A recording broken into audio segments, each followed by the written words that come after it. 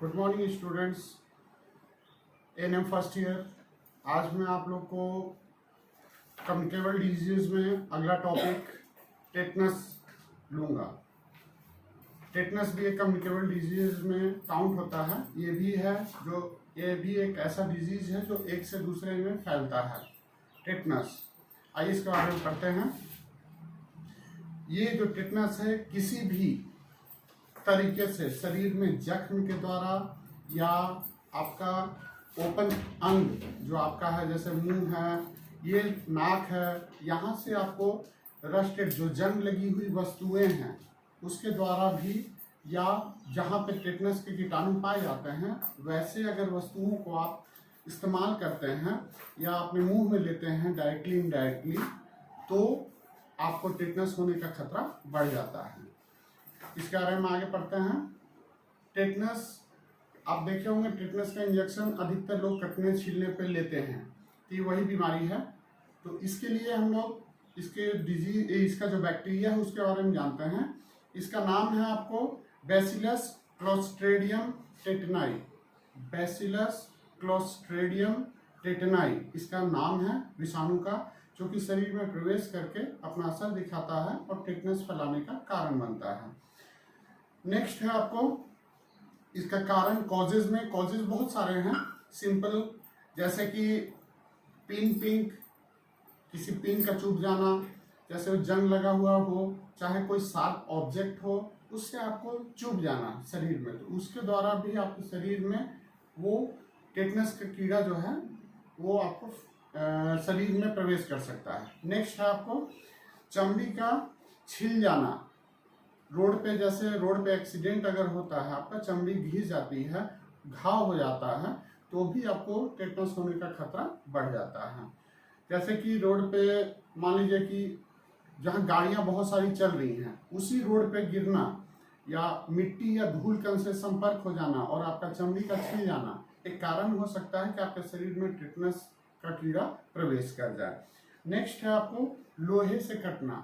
लोहा, कोई भी लोहे की वस्तु, जैसे जंग लगी हुई, खास करके यहाँ तक कि घर में जो हम लोहे का चाकू या कोई ऐसा वस्तु इस्तेमाल कर रहे हैं जिससे आपका अंग कट जाता है किसी भी कारण से, तो भी टेटनस होने का खतरा बढ़ जाता है। नेक्स्ट है आपको जलना।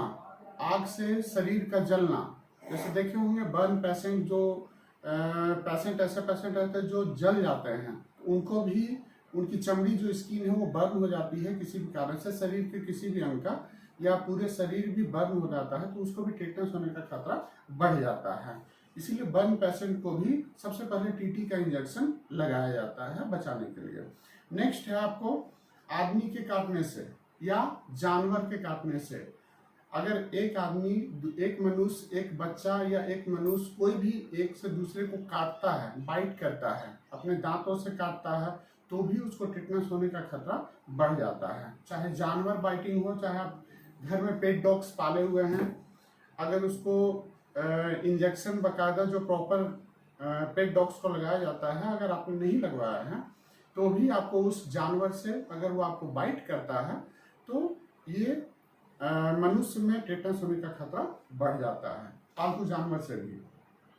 नेक्स्ट है आपको अशुद्ध शल्य क्रिया, यानी कि अनस्टेराइल ऑपरेशन या सर्जिकल प्रोसेस, जिसको हम लोग बोलते हैं सर्जरी वगैरह, जैसे ऑपरेशन थिएटर में या मान लीजिए कि वार्ड में हम लोग वुंड की ड्रेसिंग कर रहे हैं, घाव की ड्रेसिंग कर रहे हैं, उस घाव की ड्रेसिंग करते वक्त या सर्जरी जो डॉक्टर ऑपरेट करते हैं, किसी भी चीज़ की सर्जरी हो, यानी कि उसको चीर फाड़ करना, उसको ठीक करना, तो उस क्रिया में भी अगर स्टेराइल तरीका, साफ सुथरा तरीका नहीं अपनाया गया, डिसइंफेक्शन तरीका नहीं अपनाया गया, स्टेराइल किए गए वस्तु को इस्तेमाल नहीं किया गया, तो भी ये टेटनस होने का खतरा उस पेशेंट को बढ़ जाता है जिसकी सर्जरी की जा रही है या जिसकी वुंड की ड्रेसिंग या घाव की ड्रेसिंग की जा रही है।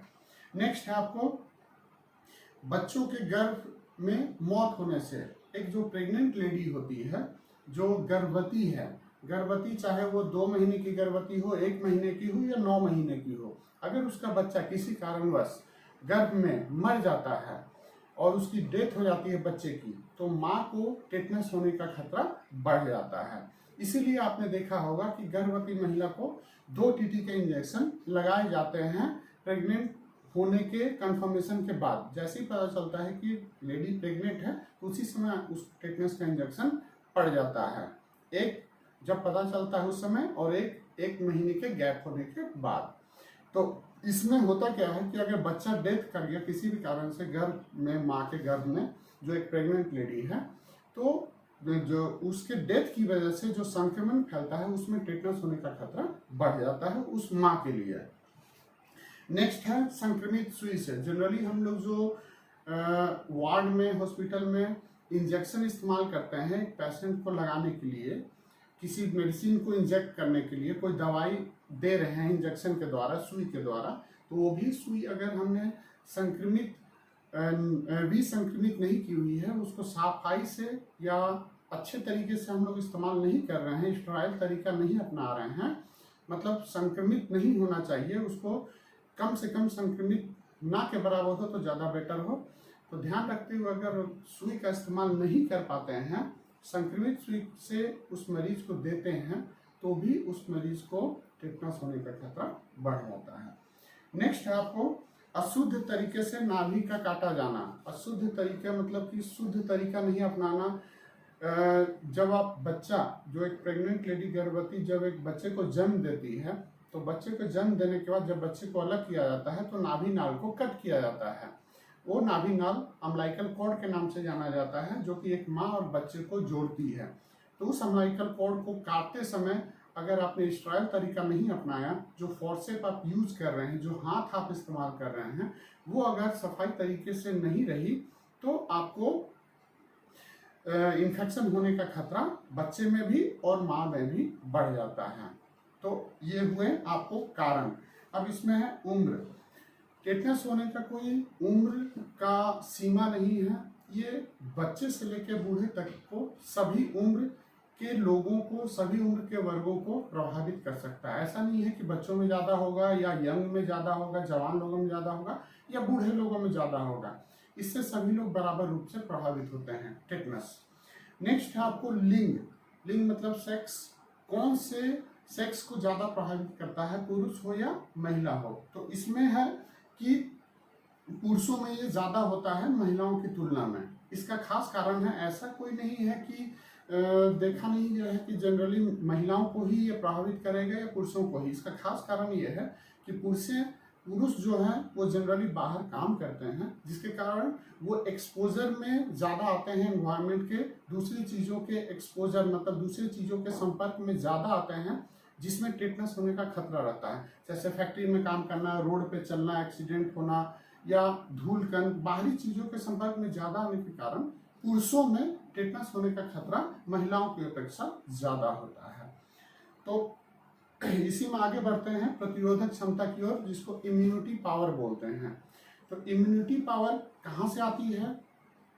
सबसे पहले इम्यूनिटी पावर इम्यूनाइजेशन शेड्यूल से आती है, प्रतिरक्षण सारणी से आती है, जो कि बच्चे को पैदा होने के बाद से दिया जाता है। टेटनस का जो इंजेक्शन है वो 1.5 महीने से बच्चे को पड़ना स्टार्ट हो जाता है, यानी कि 1.5 महीने के होने पर पहली बार उसको पेंटावैलेंट इंजेक्शन के साथ ही उसी के अंदर मिक्सर है जिसमें टेटनस का इंजेक्शन बच्चे को पड़ जाता है पेंटावैलेंट दवाई के साथ। तो 1.5 महीना, 2.5 महीना और 3.5 महीने में, ये तीनों टाइम में बच्चे को टीटी का इंजेक्शन पड़ता है। इसके बाद फिर बूस्टर इंजेक्शन पड़ती है।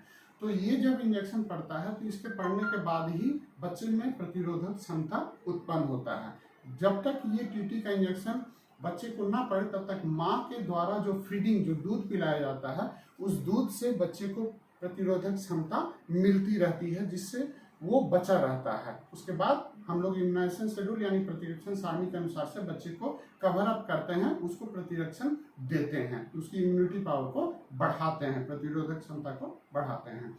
नेक्स्ट अब देखेंगे इसकी उद्भवन अवधि, मतलब ये कितने से कितने समय में फैलता है, कब ये प्रवेश करता है और कितने दिन में अपना असर दिखाता है। तो इसका जनरली 1 सप्ताह से 2 सप्ताह के बीच में भी हो सकता है और इसका ड्यूरेशन और ज़्यादा भी हो सकता है।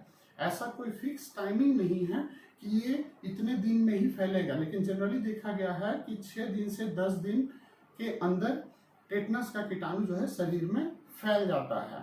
तो ये हो गई इसकी उद्भवन अवधि यानी इंक्यूबेशन पीरियड। अब है इसका बचाव का तरीका। इसका बचाव का तरीका कुछ भी नहीं है, सिंपल है। प्रतिरक्षण सारणी के अनुसार से बच्चे को टीकाकरण कराना सबसे पहला चीज है।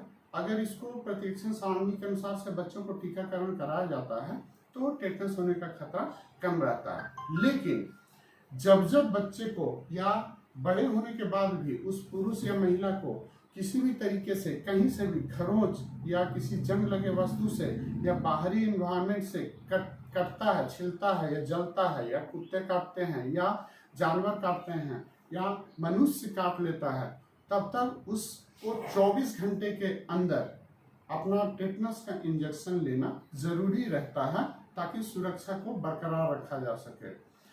कहने मतलब इसको हम फिर से रिपीट कर रहे हैं बचाव के लिए। कभी भी अगर किसी भी वस्तु से कटता है, आपका शरीर में कोई अंग कटता है, प्रभावित होता है, तो चाहे वो बाहरी वस्तु हो, जंग लगी वस्तु हो या कोई आदमी काटता है, जानवर काटता है या कहीं से भी, तो आपको 24 घंटे के अंदर टीटी का इंजेक्शन ले लेना है ताकि आप सुरक्षित रहें टेटनस से। धन्यवाद।